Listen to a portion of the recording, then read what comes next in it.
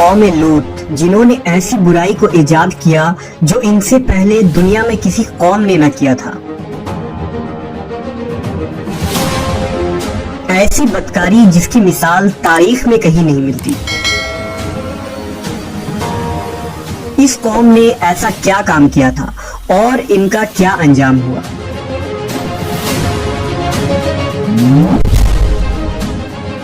حضرت لوط علیہ السلام اللہ کے ایک برگزیدہ نبی تھے۔ آپ کے والد کا نام ہاران تھا جو تاریخ کے بیٹے تھے۔ آپ کی پیدائش عراق کے قدیم شہر اور میں ہوئی تھی۔ اس شہر میں ابراہیم علیہ السلام کا مسکن تھا۔ دراصل لوط علیہ السلام کے والد ہاران حضرت ابراہیم کے سگے بھائی تھے، یعنی حضرت لوط علیہ السلام حضرت ابراہیم کے بھتیجے تھے۔ چونکہ حضرت لوط علیہ السلام کے والد ان کے بچپن میں ہی انتقال کر چکے تھے، لہذا حضرت لوط کو حضرت ابراہیم نے بیٹا بنا کر پالا تھا۔ آپ حضرت ابراہیم پر سب سے پہلے ایمان لانے والوں میں شامل ہیں۔ آپ حضرت ابراہیم کے زمانے میں اہل سدوم کی رہنمائی کے لیے نبوت کے منصب پر فائز ہوئے۔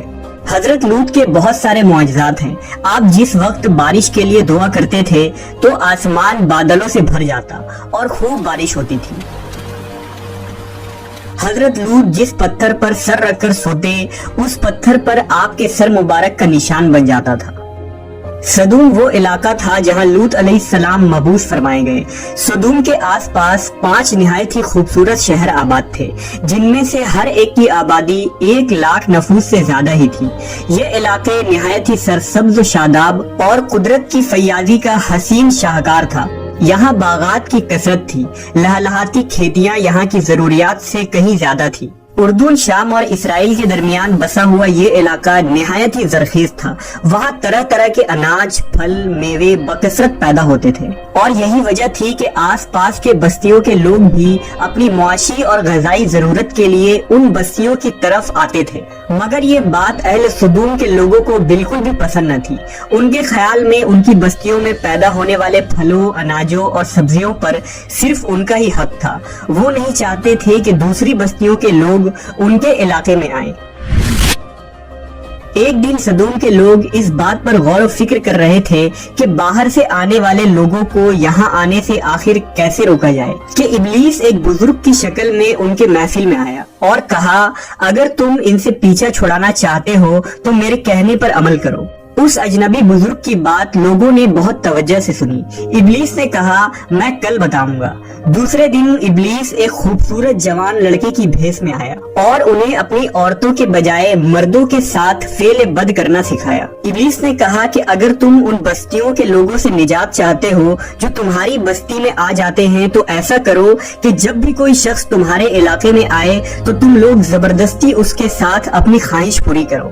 اس طرح یہ لوگ اس بستی میں آنا چھوڑ دیں گے۔ اپنی نفسانی خواہشات کے لیے مردوں سے بدفعلی اس قوم کا دستور بن گیا تھا۔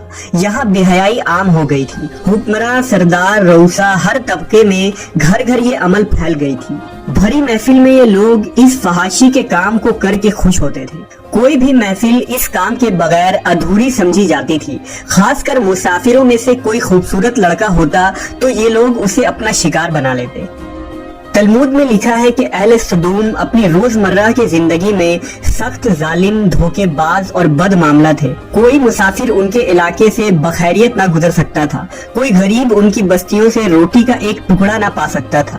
بارہا ایسا ہوتا تھا کہ باہر کا آدمی ان کے علاقے میں پہنچ کر فاقوں سے مر جاتا اور یہ اس کے کپڑے اتار کر اس کی لاش کو برہنہ دفن کر دیتے۔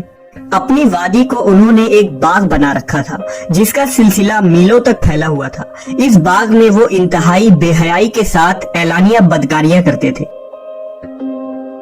حضرت لوط علیہ السلام نے انہیں توحید کی دعوت دی اور بدکاری کے اس گھنونے عمل سے توبہ کرنے کا حکم دیا۔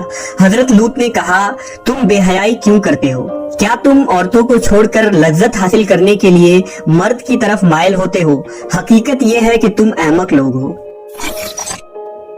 حضرت لوط اہل سدوم کو دن رات واعظ و نصیحت کیا کرتے، لیکن قوم پر اس کا کوئی اثر نہ ہوا، بلکہ وہ بہت فخریہ انداز میں یہ کام کرتے تھے۔ انہیں حضرت لوط کا سمجھانا بھی برا لگتا تھا، لہٰذا انہوں نے صاف صاف کہہ دیا کہ اگر تم ہمیں اسی طرح برا کہتے رہے اور ہمارے کاموں میں مداخلت کرتے رہے تو ہم تمہیں اپنے شہر سے نکال دیں گے۔ حضرت لوط نے نصیحت و تبلیغ کا سلسلہ جاری رکھا، لہٰذا ایک دن اہل سدوم نے خود ہی عذاب الہی کا مطالبہ کر دیا۔ اللہ تعالیٰ نے اب تک ان کے اس بدترین فحاشی اور بدکاری کے باوجود ڈھیل دے رکھی تھی، لیکن جب انہوں نے حضرت لوط سے ایک دن کہا کہ اگر تم سچے ہو تو ہم پر عذاب لے آؤ، لہذا ان پر عذاب الہی کا فیصلہ ہو گیا۔ اللہ نے اپنے خاص فرشتوں کو دنیا کی طرف روانہ کر دیا۔ یہ فرشتے دراصل حضرت جبرائیل، میکائیل اور اسرافیل علیہ السلام تھے۔ پھر یہ فرشتے حضرت لوط علیہ السلام کے گھر تشریف لے آئے۔ حضرت لوط نے جب ان خوبصورت نوعمر لڑکوں کو دیکھا تو سخت گھبراہٹ اور پریشانی میں مبتلا ہو گئے۔ انہیں یہ خطرہ محسوس ہوا کہ اگر ان کے قوم کے لوگوں نے انہیں دیکھ لیا تو نہ جانے وہ ان کے ساتھ کیا سلوک کریں گے۔ حضرت لوط کی بیوی کا نام وائلہ تھا، اس نے آپ پر ایمان نہ لایا تھا اور وہ دراصل منافقہ تھی، وہ کافروں کے ساتھ تھی، لہذا اس نے جا کر اہل سدوم کو یہ خبر دے دی کہ لوط کے گھر نوجوان لڑکے مہمان ٹھہرے ہوئے ہیں۔ یہ سن کر بستی والے دوڑتے ہوئے حضرت لوط کے گھر پہنچے۔ حضرت لوط نے کہا، اے قوم، یہ جو میری قوم کی لڑکیاں ہیں یہ تمہارے لیے جائز اور پاک ہیں، اللہ سے ڈرو اور مجھے میرے مہمانوں کے سامنے رسوا نہ کرو، کیا تم میں سے کوئی بھی شائستہ آدمی نہیں؟ حضرت لوط کی بات سن کر وہ لوگ بولے، تم بخوبی واقف ہو کہ ہمیں تمہاری بیٹیوں سے کوئی حاجت نہیں، اور جو ہماری اصل چاہت ہے اس سے تم بخوبی واقف ہو۔ قوم لوط کے اس بے شرمانہ جواب سے اندازہ لگایا جا سکتا ہے کہ وہ فعل بد میں کس حد تک مبتلا ہو چکے تھے۔ جب حضرت لوط علیہ السلام کی قوم ان کے گھر کی طرف دوڑتی ہوئی آئی تو حضرت لوط نے گھر کے دروازے بند کر دیے اور ان نوجوانوں کو ایک کمرے میں چھپا دیا۔ اس بدکار لوگوں نے آپ کے گھر کا گھیراؤ کیا ہوا تھا اور ان میں سے کچھ گھر کے دیوار پر بھی چڑھنے کی کوشش کر رہے تھے۔ حضرت لوط اپنے مہمانوں کی عزت کے خیال سے بہت زیادہ گھبرائے ہوئے تھے۔ فرشتے یہ سب منظر دیکھ رہے تھے۔ جب انہوں نے حضرت لوط علیہ السلام کی بے بسی اور پریشانی کا یہ عالم دیکھا تو حقیقت سے پردہ اٹھاتے ہوئے یوں فرمایا، اے لوط، ہم تمہارے رب کے بھیجے ہوئے فرشتے ہیں، یہ لوگ ہرگز تم تک نہیں پہنچ سکیں گے، ابھی کچھ رات باقی ہے تو اپنے گھر والوں کو لے کر چل دو اور تم میں سے کوئی شخص پیچھے مڑ کر نہ دیکھے۔ اہل سدوم حضرت لوط کے گھر کا دروازہ توڑنے پر بضد تھے، لہذا حضرت جبرائیل علیہ السلام نے گھر سے باہر نکل کر اپنے پر کا ایک کونا انہیں مارا، جس سے ان سب کی آنکھوں کے ڈھیلے باہر نکل آئے اور بصارت زائل ہو گئی۔ یہ خاص عذاب ان لوگوں کو پہنچا جو حضرت لوط کے پاس بد نیتی سے آئے تھے۔ حضرت لوط علیہ السلام حقیقت حال جان کر مطمئن ہو گئے اور اپنے گھر والوں کے ساتھ رات ہی کو نکل کھڑے ہوئے۔ بیوی بھی ان کے ساتھ تھی، لیکن کچھ دور جا کر وہ واپس اپنے قوم کی طرف پلٹ گئی اور قوم کے ساتھ جہنم رسید ہو گئی۔ صبح کا آغاز ہوا تو اللہ کے حکم سے حضرت جبرائیل نے بستی کو اپنے پر سے اکھاڑ دیا اور پھر اپنے بازو پر رکھ کر آسمان پر چڑھ گئے، یہاں تک کہ آسمان والوں نے بستی کے کتے کے بھونکنے اور مرغوں کے بولنے کی آوازیں سنی۔ پھر اس بستی کو زمین پر دے مارا، جس کے بعد ان پر پتھروں کی بارش ہوئی۔ ہر پتھر پر مرنے والوں کا نام لکھا ہوا تھا۔ جب یہ پتھر ان کو لگتے تو سر پاش پاش ہو جاتے۔ صبح سویرے شروع ہونے والا یہ عذاب اشراق تک پوری بستی کو نیست و نابود کر چکا تھا۔ قوم لوط کی ان خوبصورت بستیوں کو اللہ نے ایک انتہائی بدبودار اور سیاہ جھیل میں تبدیل کر دیا، جس کے پانی سے رہتی دنیا تک کوئی فائدہ نہیں اٹھایا جا سکتا۔ سمندر کے اس خاص حصے میں کوئی جاندار، مچھلی، میڈک وغیرہ زندہ نہیں رہ سکتے، اس لیے اسے ڈیڈ سی یعنی بحر مردار کہا جاتا ہے، جو اسرائیل اور اردن کے درمیان واقع ہے۔ ماہرین آثار نے 10 سالوں کی تحقیق و جستجو کے بعد اس تباہ شدہ شہر کو دریافت کیا تھا۔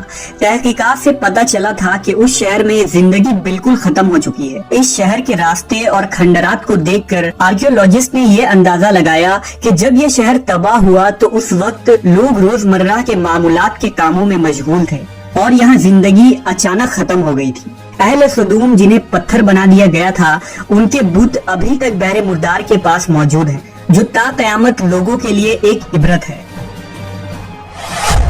آج یورپی ممالک میں انسانی آزادی کے نام پر اس بدکاری کی اجازت دی جاتی ہے اور اس فحش عمل کو فخر سمجھا جاتا ہے، مگر حقیقت یہ ہے کہ ہم جنس پرستی بالکل فطرت کے خلاف ہے، جس سے انسانی معاشرہ تباہ و برباد ہو جاتا ہے۔